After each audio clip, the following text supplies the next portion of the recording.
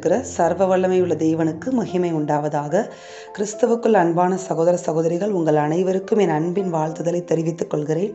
இந்த நாளுக்கான கர்த்தருடைய வார்த்தை மார்க் 5ஆம் அதிகாரம் 36வது வசனத்தில் இருக்கிற அந்த ஒரே ஒரு ரேமாவோட தேவன் கொடுத்த வார்த்தை, பயப்படாதே விசுவாசம் உள்ளவனாயிரு. ஆமேன். பயப்படாதே விசுவாசம் உள்ளவளாயிரு அப்படின்னு சொல்லி ஆண்டவர் உங்களை பார்த்து இன்றைக்கு சொல்லுகிறார். ஆமேன். பயப்படக்கூடிய ஒரு சூழ்நிலையில் நீங்கள் இருந்து கொண்டிருக்கிறீர்களா?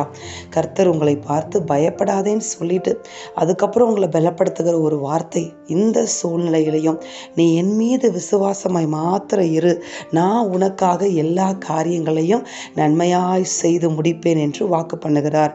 இந்த வார்த்தை யாருக்கு சொல்லப்பட்டதுன்னு பார்த்தீங்கன்னா, யவீருவுக்கு, ஜெப ஆலய தலைவனாகிய யவீரு ஆண்டவரை தேடி அவருடைய பொண்ணுக்கு முடியலை, அவருடைய மகளுக்கு ரொம்ப மரண அவஸ்தைப்படுகிறாள் என்று சொல்லி அவளுக்கு ஒரு சுகம் வேண்டி ஆண்டவர்கிட்ட வருகிறார். அப்படி வந்து ஆண்டவர்கிட்ட நிற்கிற அந்த சமயத்தில் தான் ஒரு மறுபடியுமாக ஒரு செய்தி சொல்லப்படுகிறது யவீருவுக்கு, உன் மகள் மரித்து போனாள், அவரை நீ தொந்தரவு படுத்த வேண்டாம் அப்படின்னு சொன்ன உடனேயே யவீருவுக்கு என்ன தோணியிருக்கும் சொல்லுங்க?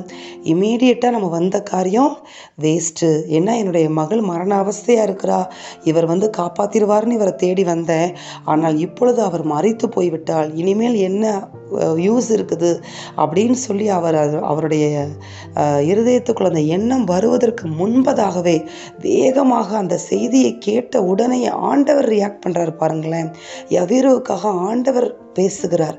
பயப்படாது, இந்த சூழ்நிலை விசுவாசம் உள்ளவனாயிரு. உன்னுடைய மகள் மரித்து போனது, அவங்க சொல்கிற காரியங்கள் மெய்யாக இருக்கலாம், ஆனால் மரித்ததையும் உயிர்ப்பித்து எழுப்புகிற தேவன் நான் உன்னோடு கூட இருக்கிறேன், உன் பக்கத்தில் இருக்கிறேன், உன் கூடவே நின்று கொண்டிருக்கிறேன், இதோ உன்னோடு கூட நான் நடந்து வரப்போகிறேன், நான் உன் கூட நடந்து வந்தா, உன் வீட்டுக்குள்ளே பிரவேசித்தா மரித்து போன நபர்களை நான் உயிர்ப்பிப்பேன் என்று ஆண்டவர் சொல்லுகிறார். இன்றைக்கு உங்களை பார்த்து அதே வார்த்தை தான் சொல்லுகிறார்.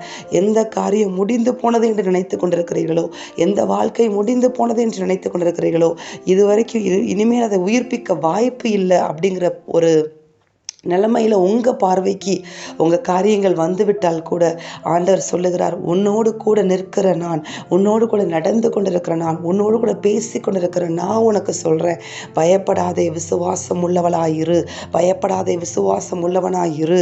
நீ எந்த காரியங்களை மரித்து போனதாய் பார்க்கிறாயோ, எந்த காரியங்களை முடிந்து போனதாய் நீ பார்க்கிறாயோ, அந்த காரியத்துக்குள்ளே நான் கடந்து வந்து ஒரே ஒரு வார்த்தை சொல்லி அந்த காரியங்களை உயிர்ப்பித்து எழுப்புவேன். உன் குடும்பத்துக்குள்ள, உன் வீட்டுக்குள்ள மரித்து போய் கிடக்கிற யவீருடைய மகளைப் போல மரித்து போய் கிடக்கிறவர்களை நான் உயிரோடு எழுப்புவேன் என்று ஆண்டவர் சொல்லுகிறார்.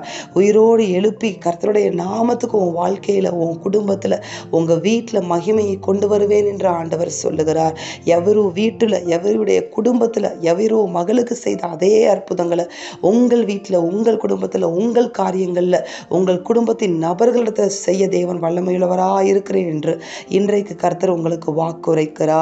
ஆமேன். இந்த வாக்கை பிடித்து கொண்டு பயப்படாமல் மட்டும் கர்த்தரோடு தொடர்ந்து நடங்க.